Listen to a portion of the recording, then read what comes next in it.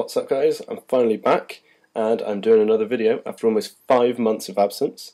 Basically I got a new full-time job and trying to juggle that with social life, seeing your girlfriend, blah blah blah. It's a lot of work and it run me down a bit, so that's why there haven't been too many videos. I say too many, there's been none. But yeah, I'm back. I've got a schedule sorted out. I'm going to be doing a fair few videos over the next few weeks. Should be seeing a regular flow of new videos coming your way. So let's get on with it. To kick off the new series of videos, as it were, I'm going to be showing you how to self-host your own WordPress blog. Now the first thing to understand is, if you're looking just to set up a blog, WordPress isn't your only option, and neither is self-hosting. There are loads of blog networks out there for you to choose from, including WordPress, that offer a sort of we'll set up everything for you service, and you get a free blog with limited customization and all that, but nothing beats a self-hosted blog. With self-host you get all the customization options under the sun, add integration, and it's pretty much you're the boss. It's hosted on your domain, your web host, your web server. You have direct access to all the root files and everything, and I think that's really important, and that's what I'm going to be showing you how to do today.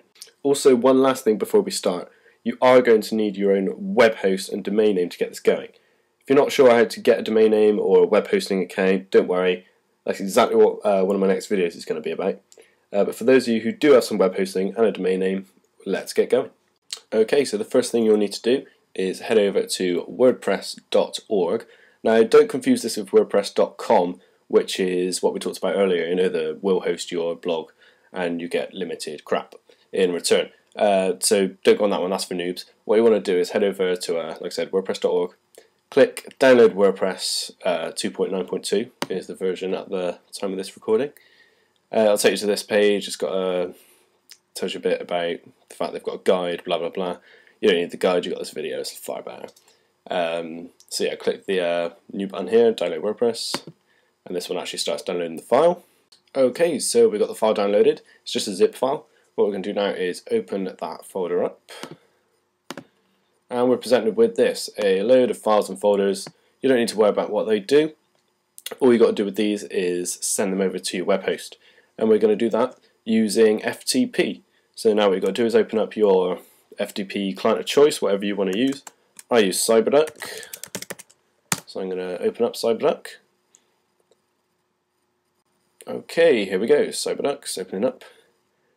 By the way, just for the purpose of this video, I'm using an old domain that I never use anymore, just to show you how it works. So here is the directory of my web host. Now, when you upload the files, you need to decide where you want them to be, because where they go depends on where you want your blog to be viewable. For example, if I put them straight in here in the public HTML folder, when I visit the domain itself, just literally the .com, it's going to go straight to the blog. Or I could put it in a subdirectory and have my visitors type in /blog, and that would bring up the blog instead. So it's up to you. You can decide what you want to do. For the purpose of this video, we're just going to whack it in public HTML in the root directory, so it's the first thing you see when you go on the website. So now what we're going to do is, just move this to the side, we're going to get every single one of these files onto my web host. So I'm going to hit Command and A, that's Control A on Windows, selects everything in that folder. Make sure you don't actually upload the folder itself. I mean, it's not disastrous, but you'll end up having to type in /WordPress to do anything, and you don't want to do that. So literally just take the files from inside the folder, and then I'm going to drag them all over into public_HTML. And that will start them uploading, at least on this software. I'm sure it's the same on pretty much any other FTP client.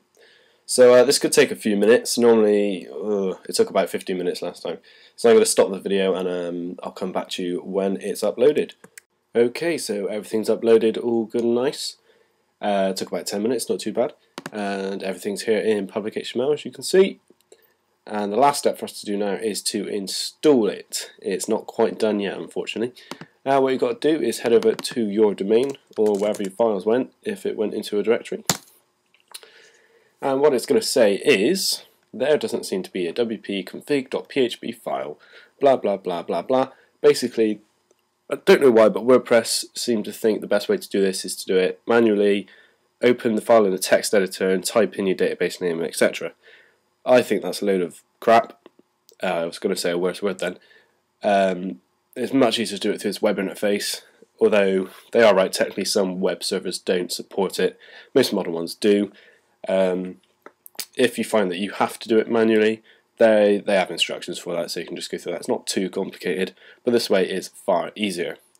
We're going to click Create a Configuration File, and we're going to need these details. It's just to basically do with databases. I'm sure if you've got your own web host, you know all about databases. Okay, so here's where we're going to input all the information. I'm just going to type in my information here for my database that I made. You will need to obviously go to your web host, your control panel, whatever, and make one, or use an existing one, it's up to you. See if I can remember the correct details. I'm going to have to block out that password somehow because they don't asterisk it out, I don't know why. Localhost, that's fine, don't want any table prefix. Let me just quickly go through these. Your database name, you'll choose that.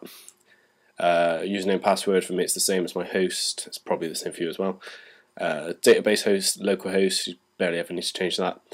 Table prefix, you can put a little prefix for the entries that go into the database, so you can differentiate if you're using it for more than one platform. I know that sounds complicated. If you do it, you'll know what I'm on about. So let's hit submit, and it's done. In my opinion, that's a lot easier than going to the file itself and doing all of that manually. Trying to find the right bits to edit is a pain. The end user isn't going to have a clue how to do that right. So the last step is to actually run the install itself. Okay, and we're almost done. All we've got to do now is read the little welcome paragraph, or not. Type in what you want your blog to be called. Call it iScreencasts. Verify your email. Let's make something up. I'm not going to keep this blog after I've done this video. Tick the box for allowing your blog to appear in search engines. Can't be a bad thing. Bit of web traffic for you. And hit install WordPress. Awesome, we're done. It gives you your username and password for the admin panel. We're going to copy that because otherwise we'll never get in. And then hit login. So now we can log into our newly installed WordPress. And hey presto, here we are inside the admin panel. You can make posts, and from here you can pretty much go ahead and do anything you want. There is obviously a little warning telling you to change your password. I'm pretty sure you'd want to do that anyway, because that the one they give you is pretty hard to remember. So guys, stay tuned for another video on WordPress. I'm going to be covering everything, showing you how to customize it, get your own ads on there so you can make a bit of money, stuff like that. But until then, I'll see you in the next video. Bye!